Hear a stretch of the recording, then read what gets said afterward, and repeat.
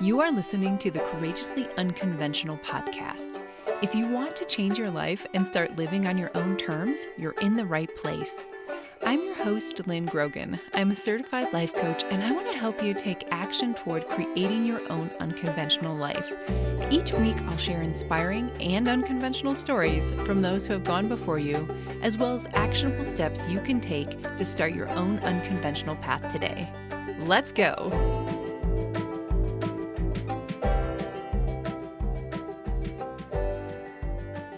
Welcome back, my friend. So I have been thinking lately about how we can use our human tendencies to our advantage in some creative ways. And I had a few ideas, but one that came across my radar, is that a thing, was called the Peltzman Effect. Now, if you have not heard of this before, you're not alone, because I hadn't either. But once I started looking into it, I realized it explains so much about how we respond to risk, and more importantly, how we can use it to our benefit. So here's a quick breakdown. And I'm going to get kind of nerdy for a second. So the Peltzman Effect is a concept that was first proposed by economist Sam Peltzman in 1975. And it suggests that when safety measures are put in place, people tend to take greater risks because they feel more protected. So in other words, the perceived increase in safety leads to behavioral changes that may offset the intended benefits of the safety intervention. So Peltzman first looked at this in the context of car safety regulations. He found that while seatbelts and airbags reduced the likelihood of injuries, some drivers actually started to take more risks. They were speeding more, following more closely, and paying less attention because they felt safer. And the result was that the expected reduction in traffic fatalities wasn't as significant as it could have been because people were compensating for that added safety by driving more recklessly. Good job, humans. And I think this shows up in so many other areas. So here are a few other examples I found. So in our health behavior, some people, when they're vaccinated, they feel more invincible. They take more risks and they might skip preventative measures like wearing a mask or washing their hands. In finance, like banks or investment firms, if they know they're going to be bailed out, they're much more likely to take bigger risks. And in sports, athletes who wear helmets or padding often play more aggressively, which increases their likelihood of injury despite the extra protection. So as I was kind of thinking about this from examples I know in other spaces, one thing that immediately came to mind is the documentary Free Solo. If you haven't seen that, it follows Alex Honnold, who is one of the best, if not the best, climbers in the world. And in the film, Honnold free solos El Capitan in Yosemite, which means he climbs it without ropes, which is to me is crazy. And if you've ever seen El Cap in person, you know how terrifying it looks and how impossible it seems to climb this without ropes. But what I found interesting is that for Honnold, by the time he attempted the climb, he had already been practicing for something like 7 years. So he climbed it over and over and over again with ropes, memorizing every single movement until he felt so confident in his abilities that to him, it no longer seemed as risky.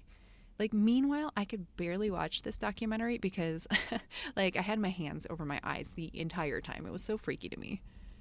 And so that's the thing, the perception of risk is different for everyone. And yeah, I'm one of those people that no matter how much safety gear you give me, I am not jumping out of the plane. But for someone else, skydiving might feel like no big deal because they've done it hundreds of times and they trust their safety measures. So if our perception of risk can change based on the safety measures we put in place, how can we use this to our advantage? So I was thinking about this on both a big picture level and some smaller everyday situations. So big picture, let's just say you've been thinking about starting your own business, but it's been feeling too risky and you have been holding yourself back. So what are the ropes you could put in place before you take a leap? So maybe you're building up savings so that your finances aren't as much of a concern. Or you're working on your idea as a side hustle first to see if it'll actually work. Or you're getting mentorship from someone who had done it before. Or maybe you're doing all of the above. Or let's say you want to move to a new city, but the thought of leaving everything behind just feels so overwhelming. So what if you plan an extended visit first, or you find a community to connect with ahead of time, or you secure a job before moving? You can use some of these small intentional safety measures to build up your confidence over time. so that the thing that seemed terrifying at first can actually become normal and normalize as you gain experience and preparation. So just like Alex Honnold didn't wake up one day and was like, oh, let me go free solo El Cap without his years of preparation, you don't have to take massive risks all at once either. Okay, so that's big picture. What about like small everyday behaviors that can sometimes feel risky?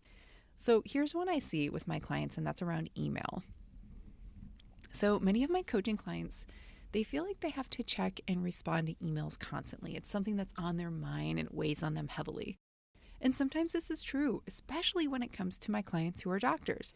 But there are other times when they logically know that stepping away is okay, especially if they're off work or on vacation, but their nervous system still perceives it as a risk to leave their email unopened. So one way to create safety here is to just set up some guardrails. Like maybe you have an autoresponder that tells people when they can expect a reply, or maybe you have somebody cover your inbox, or you create a system where your urgent messages are handled differently from your low priority ones. By doing this, you're training your brain to see that stepping away isn't actually a threat. And here's like some other small risk you could consider. Let's say you're nervous about saying no and disappointing people. A safety measure here might be practicing small no's with people you feel safe with. Or you could set clear boundaries in advance about what requests you'll say yes or no to so that you have a framework to refer back to. Or another situation could be you're planning to speak up in a situation where you're usually quiet. You could prepare by writing down what you want to say ahead of time. So I'll say this is a strategy I use when I'm a podcast guest, or if I'm like on a call where I feel a little bit like intimidated or tentative to speak up. Like I will write out talking points ahead of time and have them handy in case I need to refer to them. And I often do. It helps me feel safer. Or like a third example is like you're trying something new. Maybe it's an activity and you're worried you won't be good at it. A safety measure you could put in place is try it out in a low pressure situation. If that's an option for you, maybe you ask a friend to go with you so you have a support system. Or you could even like watch a few videos on YouTube ahead of time to familiarize yourself with whatever you're doing. You don't have to go in without any knowledge ahead of time. It can feel safer to look things up. So what all of these examples have in common is that they might feel risky at first, but small adjustments can help make them feel safe enough to try. So if we want to wrap this all up, when we think about risk, it's not just about whether something is objectively dangerous. It's about how prepared we feel to handle it. What might seem reckless to one person can feel completely safe to another depending on experience and their preparation and support. And the best part is, many of the things we label as too risky could actually be within reach if we take steps to build a safe and solid foundation. So as you go about your week, notice where perceived risk is holding you back. Instead of seeing this as a stop sign, ask yourself a few questions. 1, what would make this feel safer? 2, what small steps can I take to build my confidence up over time? And 3, what kind of support or structure would help me move forward? You might find from asking these questions that no amount of safety measures will help you move forward, like me with skydiving. And that is totally okay. You might not want to jump out of the plane either.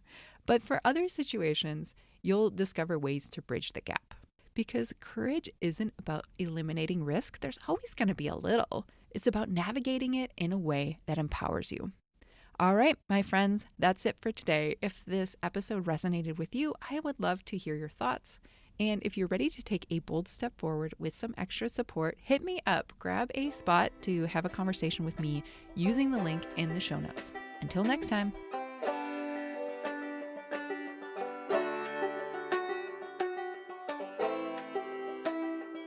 Hey friend, thank you for listening to today's conversation. If you're considering a major career or lifestyle change and you want to talk to someone about this, I'm here for you. You can learn how to work with me one-on-one on my website, which is lynngrogan.com, and I also have details in the show notes. See you next time.